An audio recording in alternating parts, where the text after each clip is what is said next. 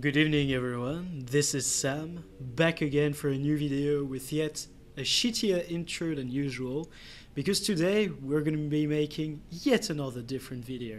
This is what I say actually at the start of every video, and I believe that it is one of the particularities of this channel. In each video, we try to be slightly different so that nobody ever gets bored.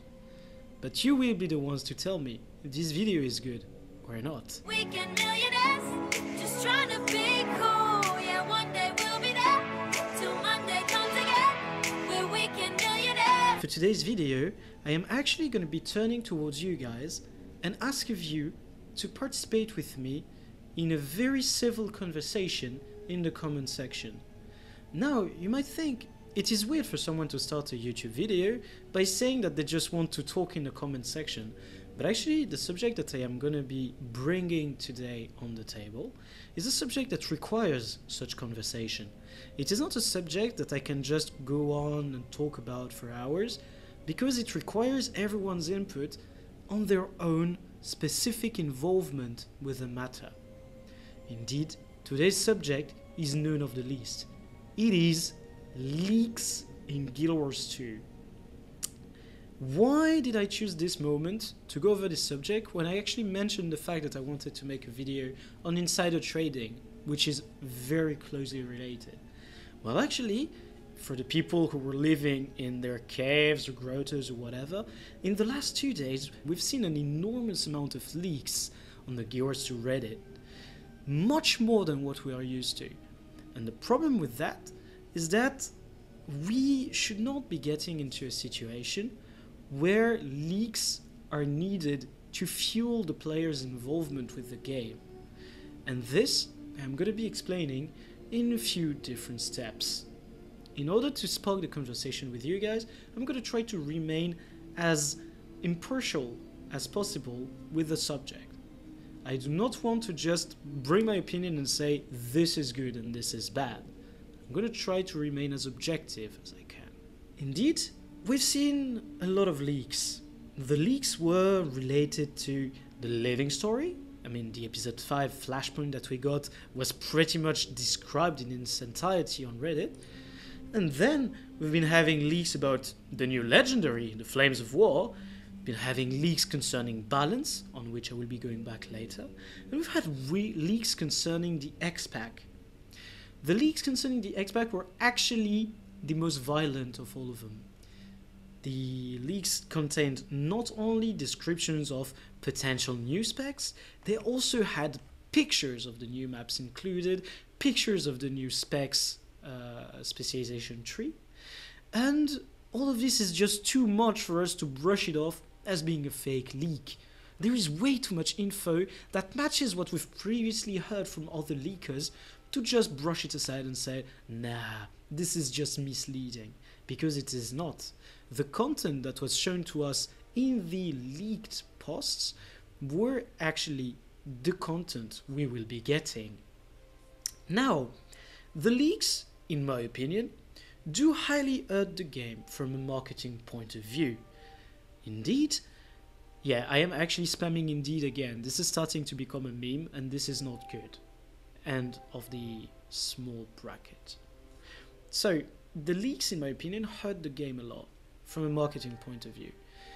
That is because when you truly want to hype a game up, or when you truly want people to be interested in your game, what you're gonna be looking at is just to try and tease their interest. Lately, I have watched a trailer for a movie that I am expecting a lot, which is the second installment of Kingsman. I really love the first one and it is definitely one of my favorite movies. And in that trailer, you do not have the main bad guy, you do not have a lot of information on what's gonna happen in the movie. You literally have the main character, the other characters from the previous movie around him, a person that should be dead who is coming back, and that's it. That's literally it. There is not enough information for you to try and guess the entirety of the movie. And this is exactly what a trailer should be. This is exactly what hype should be. Right now I am hyped for Kingsman. I'm like, oh, what is it gonna be like? How did they make the story so that they can introduce a character that's supposed to be dead, bring back all the other characters at once? I am curious about that. And it is definitely, well, maybe not keeping me awake at night, but, you know, keeping me occupied during the long hours of work. Now, what's happening with the leak is completely horrible. If everyone is going to be telling you, yo, so this and that is going to happen, and this dude is actually that dude, and this is the bad guy, and you're going to be fighting this one, and you're going to have that number of raids or instances or whatever, you're going to have this number of story steps, and in each story step you're going to have that to do, you're going to be like, dude, then what am I going to do? All I have left is the gameplay. And the gameplay, unless these new specializations are particularly incredible, is not going to be very different from what we've been experiencing so far. So actually, we won't have much to do. Because if I already know it, I have already planned out everything I'm going to be doing, there is nothing left. We've seen that for legendary armor, for example. There was no such thing as a scavenger hunt, or there's a lot of effort to put into it at once. Literally, the moment the patch hit, everyone had everything ready. It wasn't like, oh shit man, I need to go grind the map to get my tokens, oh I need to go talk to this guy, I need to do my quest, etc. It was just, okay, let's craft it. And in 5 minutes, within the patch, everyone had their legendary armor. Except me, because I was still at work. Ha. And so, that's how, in my opinion, the leaks really put the marketing team in a tough spot. On another hand, leaks actually jeopardize the quality of testing. The thing with ArenaNet is that they have various different teams of testers. We've seen that in previous leaks on Reddit, where people actually were saying which testing team they were part of. And as such, we've heard that there are different teams for different aspects of the game. There is a team for raid, there is a testing team for the open world events, there is a testing team for PvP, there is a testing team for balance, there's testing teams for everything. And the thing is, if we're gonna have specific stuff being leaked, they're gonna be like, damn guys, we can pinpoint who did it this time. So we should be firing this team, and that other team in the corner. And the problem with that is that we're literally gonna end up with nobody to test the game. And we've seen what happened in the Raid Wing 4. It has been delivered to the community with a shitload of bugs, literally unplayable. Now everyone is gonna point to the memes made on Reddit with like text not being aligned or plurals or whatever bullshit, but when there is a bug that double kills you, when there are challenge modes that are not working, when you have bosses literally bugging and going full invulnerable, or instead not moving at all and being a DPS golem, hello Samurok? Well, that's a problem. That's not alright. And this is what happens when you don't have enough people testing the game. So, if we keep leaking so hard, this is exactly what's gonna happen. The game will not be tested, the content is gonna be burned with bugs. Implayable. Impossible to do anything.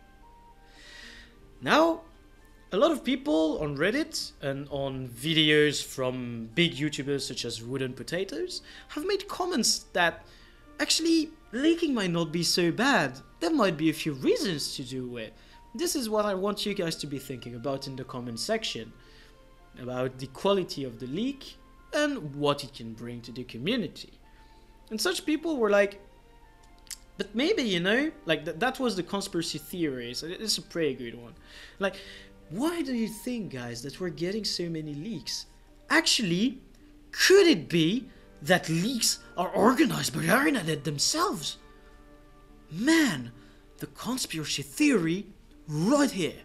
So ArenaNet would be leaking some specific information to try and make the game particularly appealing to people, so that they will create hype in turn, bring people back to the game, and thus create even more hype.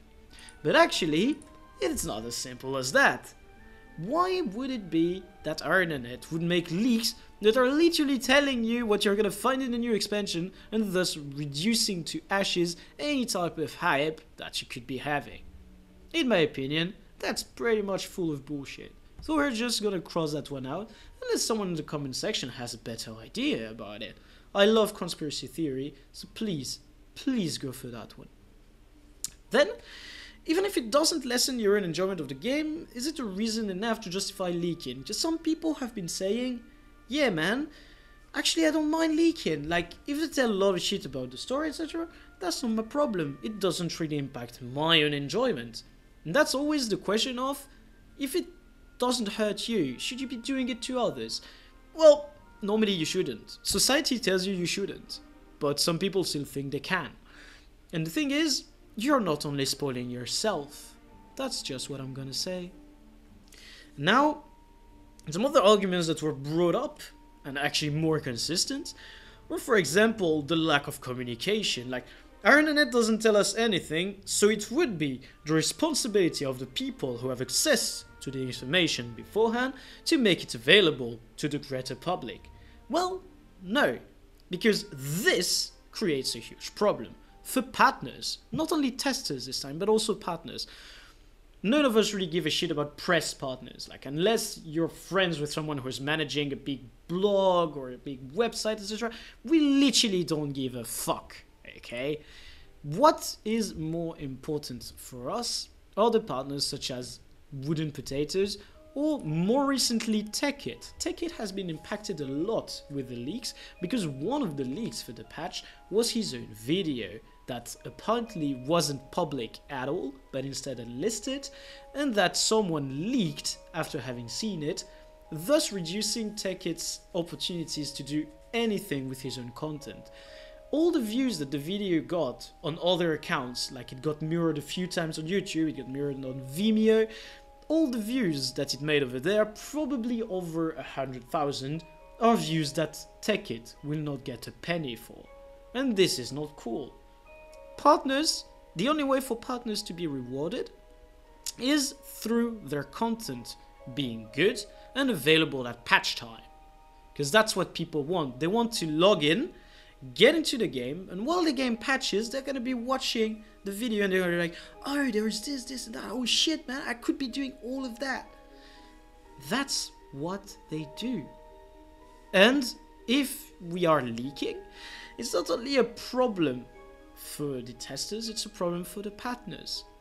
And as Wooden Potatoes outlined in his own video, how the fuck are you gonna feel if you're trying to like play the game and not make videos in which you're blatantly saying, oh man, I know everything, and then everyone around you does it?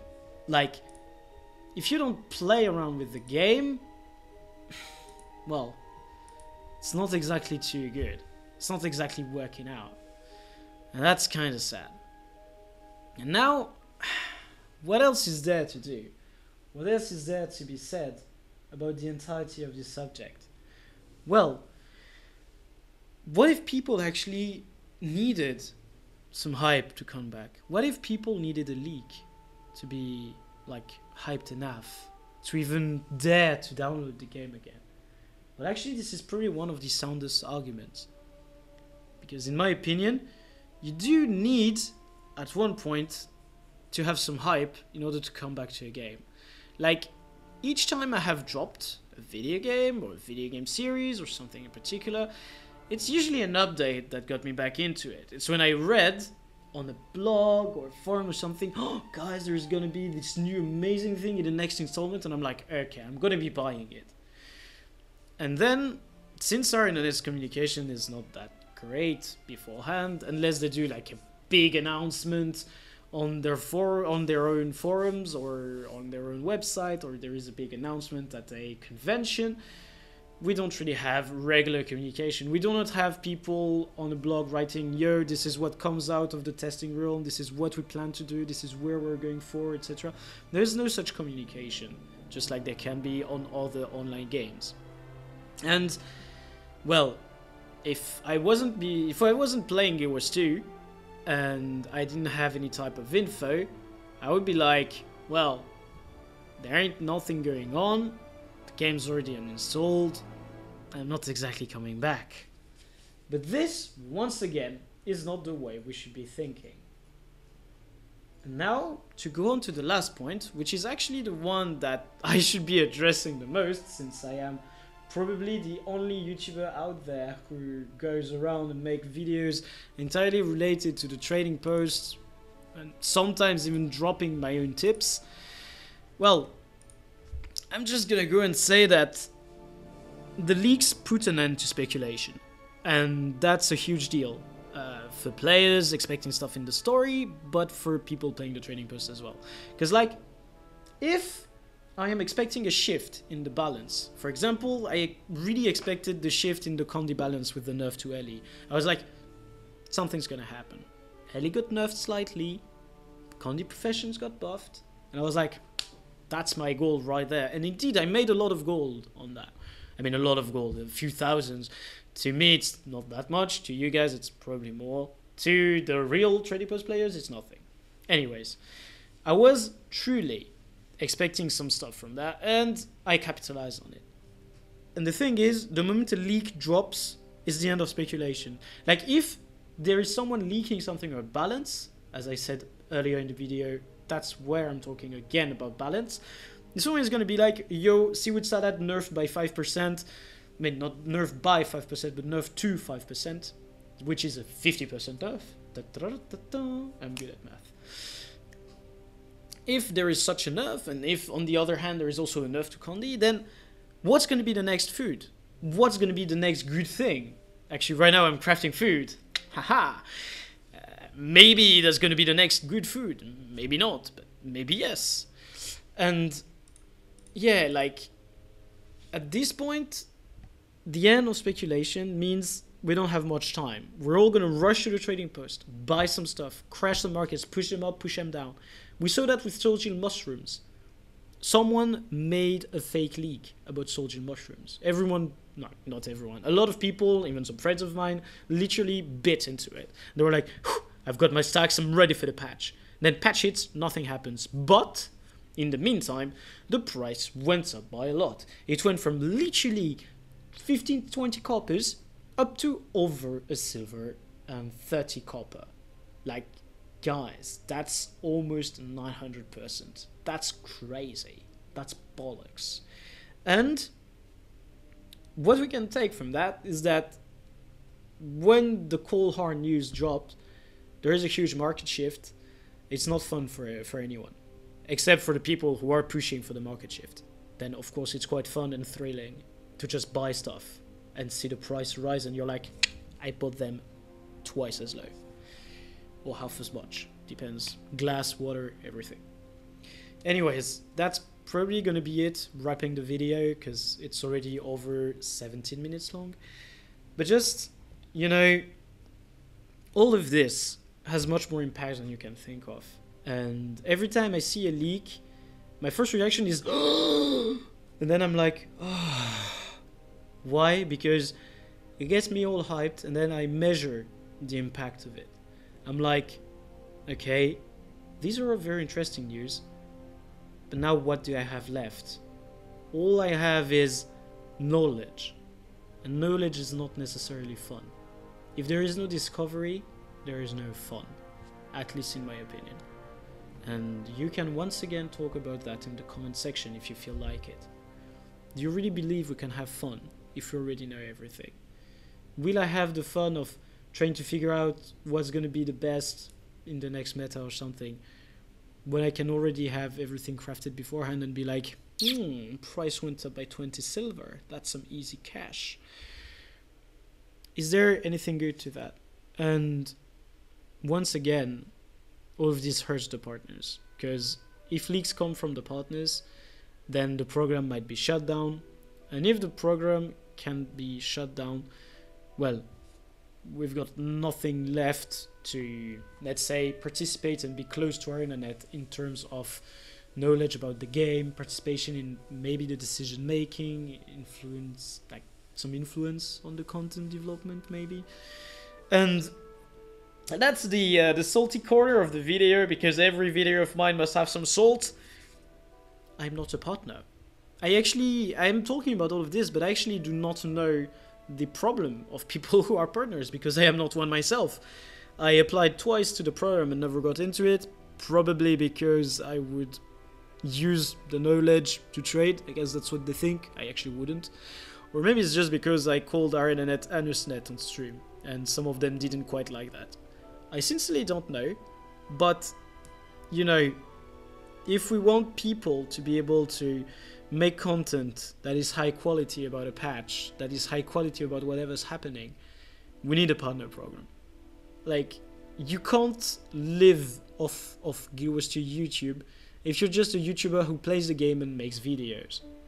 If you want to truly make a bunch of money, if you want to truly like get on the opportunity and do something off of it, you need to be that guy who's gonna be in the partner program, who's gonna get some info, who's gonna make a very high quality video and hope it gets a lot of views. For example, that's what TechKid's video would have gotten. His video is of such high quality that it would have easily broken over 100k views if it hadn't been leaked beforehand. And these guys is where I draw the line personally as someone who's very close to his money. The partner program is more than just these guys get info and should give it to us. It's these guys give info and some use it to make part of their income, if not most of it.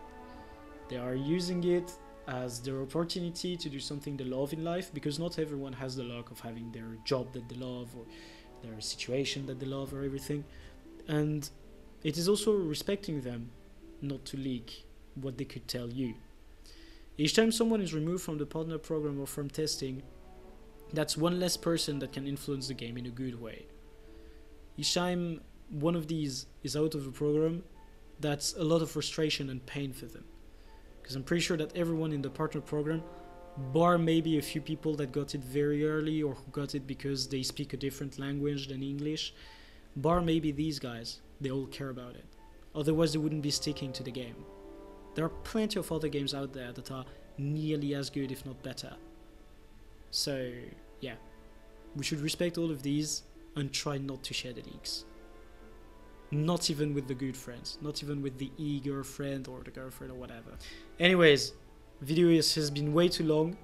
Hope you guys are gonna chat a lot in the comment section. And sincerely, I love every single one of you. Okay, that sounded way too much gay. You know, been crafting some food. If you caught up on what I'm making, well, kudos to you. I already pushed the price up. Love every single one of you. Happy trading. Get rich. Ciao.